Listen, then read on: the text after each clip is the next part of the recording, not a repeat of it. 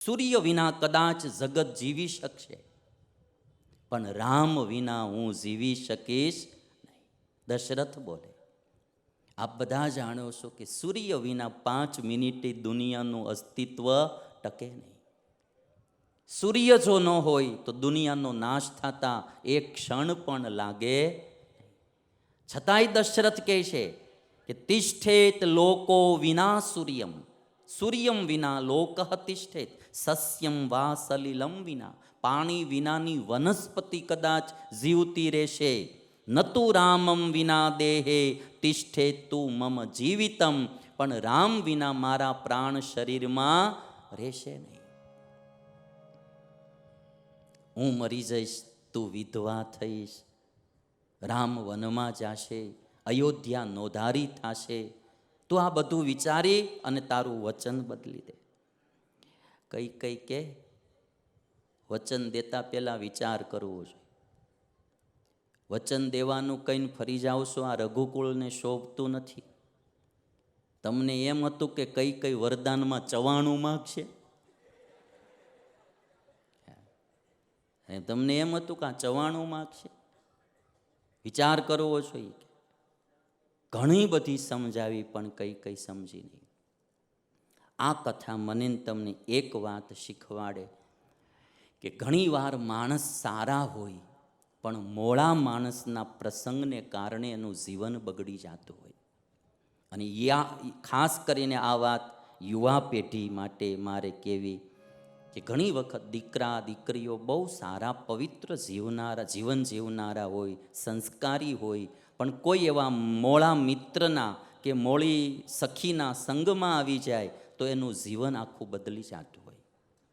કઈ બહુ સારી હતી, રામ પ્રત્યે ભાવવાળી હતી, રામ ગાદી આવે એમાં રાજી હતી, પણ એક મંથનાના સંગે એની મતિ ફરી ગઈ.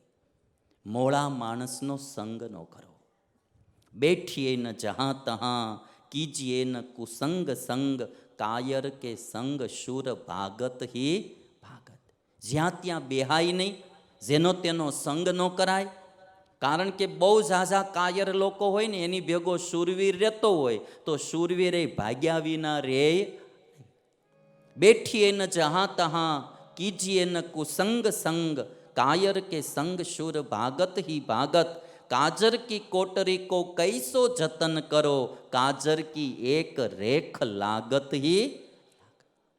કોલસાની કોઠરી હોય, કોલસાની ખાણ, એમાં તમે ગમે એટલો ઉપાય કરો પણ કાળા થયા વિના રહ્યો જ નહીં. મોળા માણસનો સંગ આપણા જીવનને બરબાદ કરી નાખે. અને એટલા માટે અમુક માણસના સંગથી દૂર રહેવું. જો જીવન સુરક્ષિત રાખવું હોય તો મોળા માણસ. આપણે બધા જાણીએ છીએ, જો આપણે લોકડાઉનમાં બધા ઘરે ને ઘરે શું કરવા બેઠા કે બહાર ભયંકર કોરોના વાયરસ હતો, બરાબર? એટલે આપણે બધાય લોકડાઉનમાં ઘરમાં બેઠા. એને શું કરવા? ત્યાં જાશું તો એ રોગ આપણને લાગુ પડી જશે ને મરી જશું. જો એક ઝીણા એવા કોરોના વાયરસથી આટલા ડરતા હોઈએ તો આ દુનિયામાં અમુક માણસ તો કોરોના કરતાં ભયંકર છે ભાઈ. એ આપણને દારૂ પીતા કરી દે, બીડીયું પીતા કરી દે, માવા ખાતા કરી દે, ચોરીઓ કરતા કરી દે, નો જોવાનું જોતા કરી દે, નો ખાવાનું ખાતા કરી દે, કેટલાય પાપના ધંધે ચડાવી દે. એવા માણસો બી આ દુનિયામાં હોય છે. એનાથી સાવધાન રહેવું પડે. એના કોઈના સંગમાં આવીએ નહીં, ધ્યાન રાખો ને આવી ગયા હોય તો એમાંથી તરત બહારું નીકળવું કે ભાઈ આ માણા. એટલે એમ આપણે એમ કહેવાય કે સારા માણાની ભેગું નરકમાં રહેવું સારું, મોળા માણા ભેગું સ્વર્ગમાં રહેવું સારું નહીં. એ દુઃખી કર્યા વિના રહે નહીં. આ જ મંથરા, તમે આનું પરિણામ જોજો. મંથરા દુઃખી થાય, દશરથનું મૃત્યુ થાય, રામ વનમાં જાહે, ભરત ગાદી સ્વીકારશે નહીં, આખી અયોધ્યા નગરી દુઃખી થાય. એક ખાલી કુસંગને કારણે. ઘણા પરિવારોમાં પણ આપણે આવી સ્થિતિ જોતા હોઈએ. એકાદો દીકરો કે એકાદી દીકરી કોઈ એવા કુસંગીના યોગમાં આવી જાય, એને કારણે આખા ઘરને, આખા પરિવારને દુઃખી કરતા હોય. બહુ સાવધાની રાખવી, એવા લોકોથી દૂર રહેવું. અમુકના આમ છે ને ઓલા શું કહેવાય કે એની છાયામાં અવાય જ નહીં, ધ્યાન રાખવું પડે. અમારે રતો હતો ને તે ભેંસને ખાણ દેવા માટે ગયેલો, તગારામાં ખાણ દીધું, થોડુંક પાણી નાખીને આમ ઘોળીને દીધું ગાયને, કપાસિયાનું ખાણ. હવે એ રતો હું ઉપલા ખિસ્સામાં, શર્ટના ઉપલા ખિસ્સામાં જ મોબાઈલ રાખે. આ વાંકો વળીને ખાંડનું તગારું મૂકવા ગયો, આમાં મોબાઈલ ખાણમાં ભેગો પડી ગયો, ખબર ન રહી એને. હવે ભેંસ ખાતી હતી તો ખાણ ખાતી હતી, એમાં મોબાઈલ એ ગળી ગઈ ભેંસ. તો હવે રતાનો મોબાઈલ હતો ને તે વાઇબ્રેટ મોડમાં હતો, રિંગિંગ ટોન નહોતો, વાઇબ્રેટ મોડ. હવે ભેંસ ગળી ગઈ ને રિંગ આવે ને એટલે વાઇબ્રેશન થાય મોબાઈલમાં. મોબાઈલ આમ ધણધણાટી બોલાવે ને ભેંસના પેટમાં આમ નવું નવું લાગે કંઈક આખું. એટલે આમ કંઈક નવી નવી ફિલિંગ લાગે ભેંસને. અને ભેંસ ભાઈ આમ એવી ભાગે ને કૂદકા મારે ને કોઈના હાથમાં ન રહે, હાવ નવી ફિલિંગ એને તો. એટલે રતાને ખબર ન રહી કે આ શું થયું છે. રતો ગયો પશુ ડૉક્ટર પાસે કે ભાઈ મારી ભેંસ કૂદકે ચડી છે, અને કે અખંડ નથી મારતી, ક્યારેક ક્યારેક કે આમ કૂદકા એવા મારે છે. એટલે ડૉક્ટરને ખબર પડી ગઈ કે તમારો મોબાઈલ તો નથી ગળી ગઈ ને. ત્યારે રતાઈ જો કે હા કે મોબાઈલ જ ગળી ગઈ છે.